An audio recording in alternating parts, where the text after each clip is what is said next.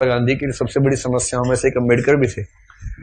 अंग्रेज तो थे ही थे, उनसे बड़ी समस्या ये है कि यार अंग्रेजों को भेजो ना, समाज क्यों बदल रहे हो। और अम्बेडकर साफ साफ कह रहे थे कि अगर मुझे अपने हित और देश के हित में चुनना हो तो देश का हित नंबर 1 पे है, पर यदि मुझे दलितों के हित और देश के हित में चुनना हो तो मैं दलितों के हित को प्राथमिकता पे रखूंगा, क्योंकि अगर अंग्रेज चले गए ऐसे ही तो यहां के सवर्ण हमें छोड़ेंगे नहीं। और दलितों की पराधीनता अंग्रेजों के आने से पहले ज्यादा थी, अंग्रेजों की उपस्थिति के समय कम पराधीनता थी। आपको गुस्सा तो आता होगा अम्बेडकर पे कई बार, क्या ये कैसा आदमी था, है ना, लेकिन आप तर्क सुनेंगे तो दंग रह जाएंगे, तर्क अच्छे हैं। और मजे की बात है कि भारत की संविधान सभा में अम्बेडकर जितनी पढ़ाई पूरी संविधान सभा में एक भी मेंबर ने नहीं कर रखी थी। केवल एक BN राव थे जो एडवाइजर थे, उनके पास ठीक ठाक पढ़ाई थी, उन्हें छोड़ दें, बाकी सब मिट्टी के मतलब पेंदे टाइप के थे, प्यादे थे उनके सामने। पढ़ाई लिखाई का जो लेवल अम्बेडकर साहब का है वो किसी का नहीं है। तो कुछ लोग मैंने देखा कि सवर्ण मानसिकता के कुछ लोग अम्बेडकर को देशद्रोही घोषित करना चाहते हैं इन्हीं कथनों से कि दलित प्रश्न और देश के प्रश्न में दलितों को प्राथमिकता दूंगा तो बुरा मान जाते हैं। और उन्हीं से आप पूछो कि अगर हिंदू का प्रश्न हो और देश का प्रश्न हो, किसी प्राथमिकता दोगे तो हिंदू, हिंदुस्तान है, मजाक समझते हो तो हिंदुस्तान है बोलते हैं, हिंदुस्तान है। मुसलमान तो आए हैं, जा भी सकते हैं, लेकिन हिंदुस्तान है। तो अंबेडकर उस समय पावरफुल हो चुके थे। और अंबेडकर को मैं तो बड़ा सलाम करता हूं इस सेंस में, आमतौर पर वंचित वर्ग में जब कोई पढ़ लिख लेता है ना, अपने वर्ग से कन्नी काट लेता है।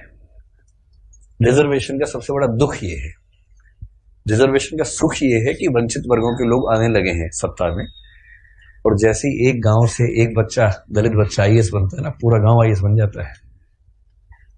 आरक्षण के वित्तीय लाभ केवल उस व्यक्ति को मिलते हैं जिसको आरक्षण मिला है, पर सामाजिक राजनीतिक लाभ पूरे गांव, पूरे कुनबे, पूरे कस्बे, पूरे शहर को मिलते हैं। कि हमारे गांव का चंदू IAS बना है, और चंदू वर्ग में मान लीजिए SC या ST में आता है, उस दलित जाति के उस गांव के और आसपास के 100 गांव के सब व्यक्तियों के पास कॉन्फिडेंस आ जाता है। कुछ बिगड़ा, चंदू को फोन लगा दिया, चंदू बिटवा देखिए जरा।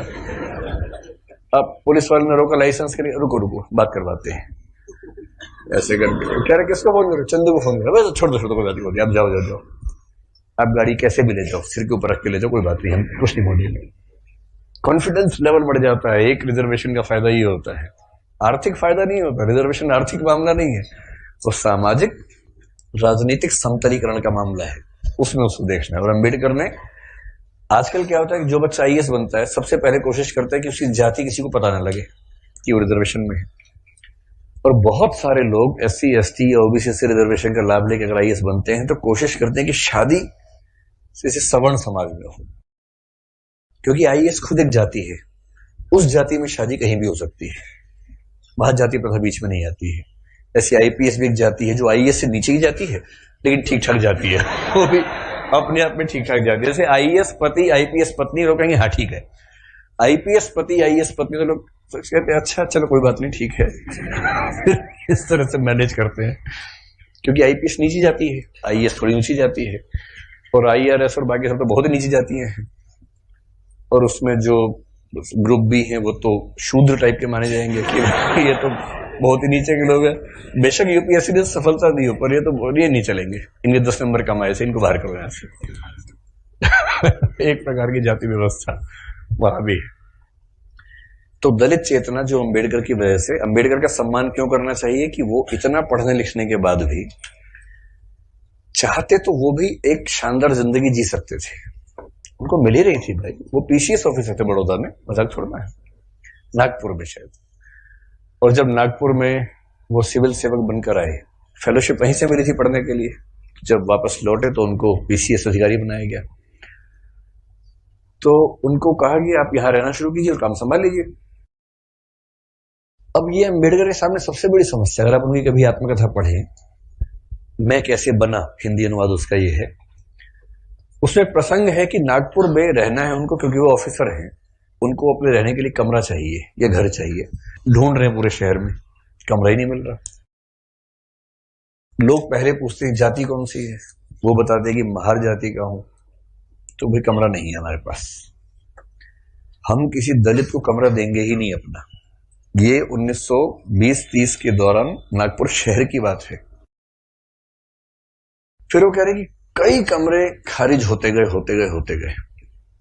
एक और घर में गए, एक कोई दूसरा ऑफिसर था, वो दिखा रहा था, दोस्त के रूप में हेल्प कर रहा था। तो वहां मालिक ने पूछा ही नहीं कौन सी जाति के हो, इन्होंने बताया भी नहीं, ढिंडोरा क्यों पीटेंगे। उससे पूछा नहीं, उन्होंने बताया नहीं, कमरा मिल गया, रहने लग गए। और फिर वो देखते हैं कि एक दिन अचानक सुबह उठा तो बहुत शोर मचा हुआ था। मुझे लगा पता नहीं क्या हो गया, खिड़की से नीचे देखा तो हजारों की भीड़ हाथ में डंडे भाले हथियार लेके खड़ी हुई थी। उनको पता लग गया था कि एक दलित आदमी इस घर में रहता है और वो भीड़ मेरा कत्ल करने के लिए आई थी। और उसके बाद कुछ दोस्तों की मदद से पता नहीं पीछे के दरवाजे से कहां से किसी तरह से उनकी जान बचा के भगाया गया उनको। इस दौर से वो गुजरे थे। ये उसी देश की बात चल रही है, सारे जहां से अच्छा हिंदुस्तान हमारा, हम बुलबुलें हैं इसकी, ये गुलसिता हमारा, उसी की बात चल रही है। किसी और देश, पाकिस्तान की बात नहीं चल रही है, उसमें पाकिस्तान था ही नहीं, पाकिस्तान पेट में था उस समय अभी हुआ नहीं था, मतलब होने वाला था, अभी नहीं हुआ था। तो उस देश की बात है।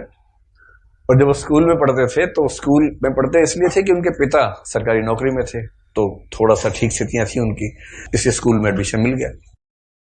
पूरे स्कूल में एक दलित बच्चा था बस, B.R. अम्बेडकर, बस, बाकी सब सवर्ण बच्चे थे। अब दलित बच्चा कैसे हैंडल करे, वो पानी पीने जाएगा, पानी को छू देगा, पानी पवित्र हो जाता है, उसमें हीलियम आ जाता है हाइड्रोजन की जगह। उसके बाद जैसे दलित बच्चा छुएगा हाइड्रोजन के गुण बदल जाएंगे उसमें। तो एक व्यवस्था थी कि भाई पानी पीने की एक जगह थी सबके लिए, एक अलग से मटका था अम्बेडकर के लिए, अलग से रखते थे दूर, उनको वहीं पीना है और मटके को हाथ नहीं लगाना है। अब कभी कभी क्या हुआ, कई बार ऐसा हुआ कि जो आदमी पानी की व्यवस्था करने के लिए तैनात था वो छुट्टी पे चला गया, एक दिन 2 दिन आया नहीं। अब इसको प्यास लग रही है, बाकी बच्चों के पास पानी पीने को, उसको पानी पीने को नहीं है। कई ऐसे दिन गुजारे स्कूल में जब उनको पीने को पानी मिलता ही नहीं था। चेतना ऐसे बनती है, ये सब झेलने के बाद बनती है। इसलिए जब आप हरिजन गाथा कविता पढ़ेंगे तब समझ में आएगा कि वो किस दौर से, किस स्थिति से गुजर के वो विचार बनते हैं। और अभी एक अदम गौंडवी की कविता है, वो भी हरिजन के गांव जैसा कुछ नाम है, उसको भी पढ़ेंगे, हम जिक्र करेंगे आगे चलकर, तब समझ में आएगा। ये सब मैं इसलिए कह रहा हूं कि इतिहास के नेताओं को सीधे खारिज करना बहुत आसान होता है। जब आप उनकी स्थितियों को समझेंगे, उनके विचार कैसे बने समझेंगे, तब उनका महत्व समझ में आता है। अंबेडकर का बड़प्पन यह है कि बहुत अच्छी स्थितियों में जाने के बाद, इंग्लैंड में, अमेरिका में पढ़ने के बाद, वहां भी टॉप करने के बाद, वो चाहते तो वहीं किसी विश्वविद्यालय में प्रोफेसर बन सकते थे और धूमधाम से जिंदगी गुजार सकते थे, पर उन्होंने चुना संघर्ष का रास्ता।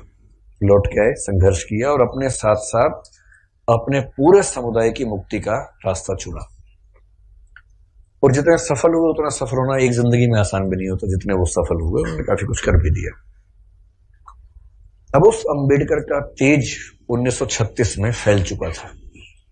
महात्मा गांधी बहुत दुखी है। महात्मा गांधी घोर वर्ण व्यवस्था के समर्थक आदमी थे, इतने पक्के रूढ़िवादी थे इस मामले में।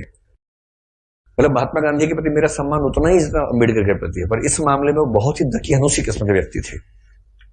अपनी एक किताब हिंदू धर्म में लिखा है उन्होंने कि वर्ण व्यवस्था उतनी ही नैसर्गिक और प्राकृतिक व्यवस्था है जितना न्यूटन का गुरुत्वाकर्षण का नियम। ये महात्मा गांधी का वाक्य है, किसी और का वाक्य नहीं है। इसलिए उनके पेट में खलबली मची हुई थी कि अंबेडकर बीच में कैसे आ गया। अंत में अंबेडकर बोले, महात्मा जी हमने बहुत ट्राई कर लिया कि हिंदू धर्म में रह के चीजें ठीक कर लें, हो नहीं पा रही, हम हिंदू धर्म छोड़ रहे हैं। अब महात्मा गांधी परेशान। उनके लिए भारत से ज्यादा महत्वपूर्ण हिंदू धर्म है महात्मा गांधी के लिए। गीता, वो सब, उनका तो वैष्णव परंपरा, वो सब विचार ज्यादा थे। 1937 में कहते हैं कि अंबेडकर ने घोषणा कर दी कि मैं हिंदू धर्म छोड़ रहा हूं।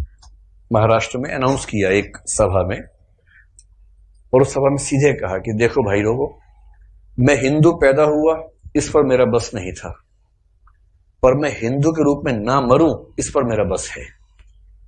और मैं हिंदू के रूप में नहीं मरूंगा। उस समय खलबली मची कि वो हिंदू धर्म छोड़ रहे हैं, शायद सिख धर्म अपनाने की बात उस समय थी उनके दिमाग में।